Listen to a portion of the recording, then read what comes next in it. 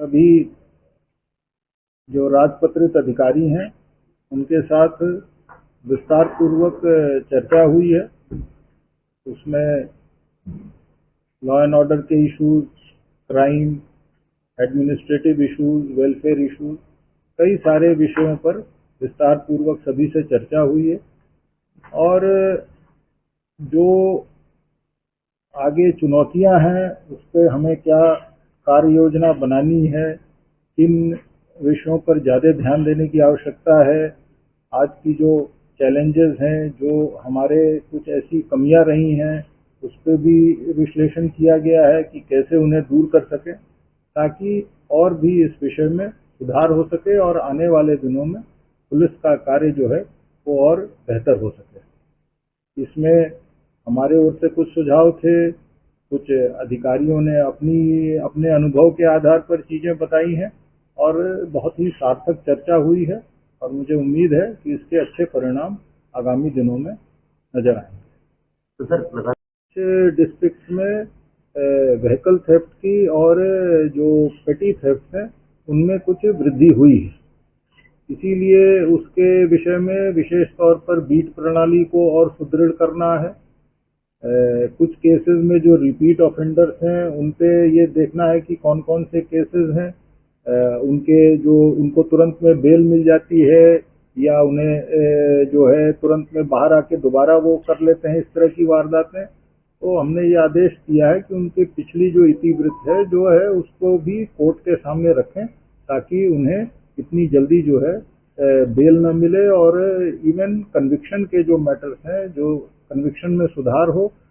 संलिप्त हैं, उन पर सख्त कार्रवाई हो सके। सर, अवैध हथियारों को लेकर के काफी ज्यादा अब देखने को मिल रहा है कि लोगों के पास अवैध हथियार काफी ज्यादा है, तो उनको रोकने के लिए क्या किया जा सकता है? क्योंकि ज्यादातर जो अवैध हथियार है बाहर दूसरे राज्यों से यहाँ पर आ रहे हैं। कर ही रहे हैं एज डीजी, मैं उसके बारे में भी थोड़ा बताऊंगा। तो उसमें जैसे अभी आपने देखा हो, नारनौल में भी पिछले ही दिनों में हमने एक बहुत बड़े गैंग को अनर्थ किया है, जिसके रूट्स जो है वो पड़ोसी राज्यों में रहे हैं और अब तक उस केस में 90 से ज्यादा हथियार और कारतूस जो है वो भी बरामद हुए हैं। उसमें आर्म्स की फैक्ट्रीज भी जो चल रही थी, उनका इक्विपमेंट, उनका जो इम्प्लीमेंट्स है, जो अवैध हथियार बनाने में जो सामान इस्तेमाल होता है वो भी बरामद किया है। पिछले दिनों झज्जर से भी एक इसी तरीके के गैंग को हमने पकड़ा है और भी जिलों में, चाहे वो नूह हो, बाकी जिले हैं, उनमें भी इस तरह के कई सारे गैंग्स पकड़े गए हैं। और अब हमारा ये प्रयास है, खासकर जैसे नशा है, एनडीपीएस के मैटर्स हैं या आर्म्स एक्ट है, उसमें सोर्स तक जाएं, जो बैकवर्ड और फॉरवर्ड लिंकेजेस है, मतलब किसी व्यक्ति को अगर हमने पकड़ा तो वो कहाँ से पीछे लेकर आया और आगे कहाँ तक सप्लाई कर रहा है, उस पूरे चेन को, उस पूरी कड़ी को जो है हम पकड़ें और उसको जो है कानून के दायरे में लाए। ये हमारा प्रयास है और ये सतत प्रयास जारी रहेगा। पंजाब के बाद जो अब अवैध जो हीरोइन वगैरह नशा है वो यहाँ पर भी काफी ज्यादा बढ़ता जा रहा है, तो उसको रोकने के लिए सर क्या कुछ किया जाएगा? क्योंकि लगातार जो नशा है वो रोडों के ऊपर भी बड़ा आसानी से मिल पा रहा है, लेकिन हरियाणा में इसमें यही बताना चाहूंगा कि देखिए, एक तो हरियाणा स्टेट में अगस्त 2020 में Haryana state narcotics control bureau की भी स्थापना हुई है और एक इस वर्ष 26 जून को मुख्यमंत्री महोदय और गृह मंत्री महोदय के मौजूदगी में उन्होंने एक स्टेट एक्शन प्लान भी इसमें रिलीज किया है, जिसमें कि गांव से लेकर, वार्ड से लेकर और ऊपर तक एक्शन प्लान तैयार किया गया। इसमें दो चीजें, एक डिमांड साइड है, एक सप्लाई साइड है। जहां युवा वर्ग है, जो एक चिंता का विषय है कि युवा वर्ग इसमें धीरे धीरे संलिप्त होता जा रहा है, उनको इस नशे की प्रवृत्ति से दूर हटाएं, उसके लिए जन जागरूकता के अभियान किए जाएं, बाकी महकमों को उसमें सम्मिलित किया जाए और साथ में जो हम सप्लाई है, सप्लाई चेन को तोड़ें। तो इसमें कई मामलों में बहुत अच्छी सफलता मिली है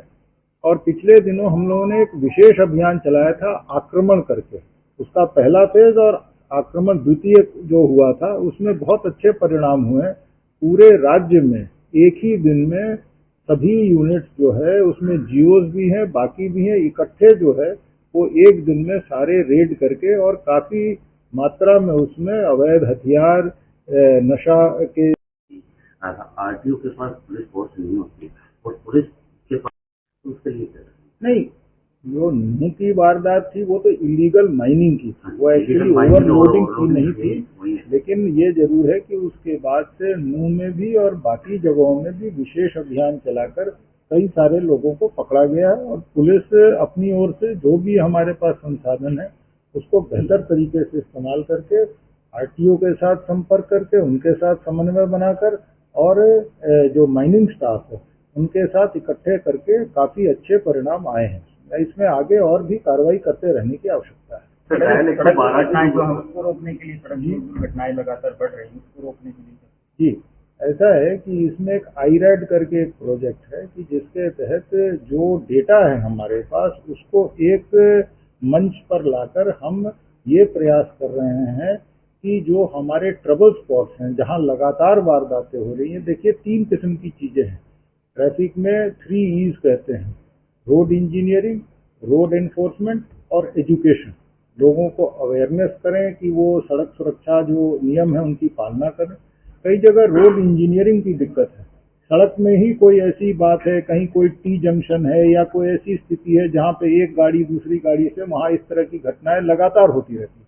तो इस तरह के हॉट स्पॉट्स जो हैं उनको आइडेंटिफाई करके उन पे जो भी आवश्यक सुधार करना है, चाहे वो NHAI के द्वारा है या PWD के द्वारा है या इंटरनल रोड है, तो उस सड़क का जो मालिक है या जिसने बनाया है उसको साथ लेकर उस पे जो सुधार करने। और ट्रैफिक पे भी जो है हमने ये अभी भी ये बात हुई थी कि सोनीपत है जहाँ पे हाईवे पे कई जगह फ्लाईओवर बन रहे हैं, वहाँ पे काफी टाइम तक जाम रहता है, वहाँ पे थोड़ी अफरा तफरी की स्थिति होती है, तो इन सब जगहों पर सुधार करने का प्रयास किया जा रहा है। डायल 112 की गाड़ियां काफी अच्छा काम कर रही है, तो क्या इनको आगे बढ़ाए जाने की कोई संभावना आगे है क्या? देखिए, डायल 112 अपने आप में बहुत बड़ा सक्सेस स्टोरी है। हमने धीरे धीरे इसमें रिस्पांस टाइम भी कम किया है, जो पहले था अब करीब करीब 12-13 मिनट का रहा है। इसके अलावा इसमें विमेन हेल्पलाइन भी हमने जोड़ा है, साइबर हेल्पलाइन भी जोड़ा है कि कोई भी व्यक्ति इन सब चीज़ों के बारे में बता सकता है। अब इसमें ये अगले चरण में ये प्रयास है कि जो गुड़गांव फरीदाबाद में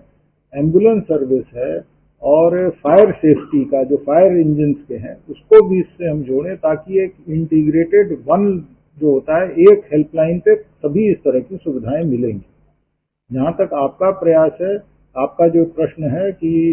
इसमें और गाड़ियों को बढ़ाया जाए, तो अभी कुछ MDTs हमारे पास हैं जो मोबाइल डेटा यूनिट्स हैं, उसको हम कोशिश कर रहे हैं कि कुछ गाड़ियों पे हमारी सीडेक्स से इसके बारे में जो इसका जो सॉफ्टवेयर सप्लायर था और जिसने इंटीग्रेशन का काम किया था, वो हम ये प्रयास कर रहे हैं कि वो इन सब गाड़ियों में SHOs वगैरह की गाड़ियों में भी लगाए। तो हमारा फर्स्ट रिस्पॉन्डर के तौर पे तो 112 होगा, किंतु हमारे सेकंड रिस्पॉन्डर के तौर पे जो PCR की गाड़ियां हैं या जो SHO और जिला सरकार की CCI थी ना जिससे आप प्रयास कर रहे थे, जो सीमेंट कॉरपोरेशन वाले है, तो अब SP साहब ने विशेष जो है इस पे ध्यान देकर कुछ लैंड आइडेंटिफाई किया है, जो कि हम कोशिश कर रहे हैं कि जल्दी से जल्दी हम उसको एक्वायर करें, ताकि यहाँ पे अलग से पुलिस लाइन और जो संसाधनों की कमी है वो शीघ्र अतिशीघ्र। वहाँ पर पानी का भराव है, हमारा ये आवश्यक है, ये जरूरी है कि हम लैंड कहीं ना कहीं आइडेंटिफाई करें, अच्छा लैंड को आइडेंटिफाई करें जिसमें हम पुलिस लाइन बना सकें, लोगों के आवास बना सकें, जो थाने हैं चौकियां हैं उनमें, और अगर कहीं ऐसी कोई विशेष अगर कोई दिक्कत आ रही है तो उसके लिए अलग से जो भी वहाँ पे अभी इमीडिएट हमें कोई रिस्पांस करने की जरूरत है, पानी निकलवाना है, पंप लगवाना है, तो वो जरूर कराया जाएगा। फैंड तो मेरे को इसके बारे में इतनी जानकारी नहीं है, लेकिन अगर आपने ये बात मेरे ध्यान में लाए हैं तो मैं अलग से SP साहब से इसको डिस्कस कर लेता हूँ कि उसके क्या अभी किस स्टेज पर है, या अगर परिजनों ने मांग किया है तो वो किस स्टेज पे, और उसके अनुसार जो भी कार्रवाई बनेगी जरूर करेंगे। Thank you sir.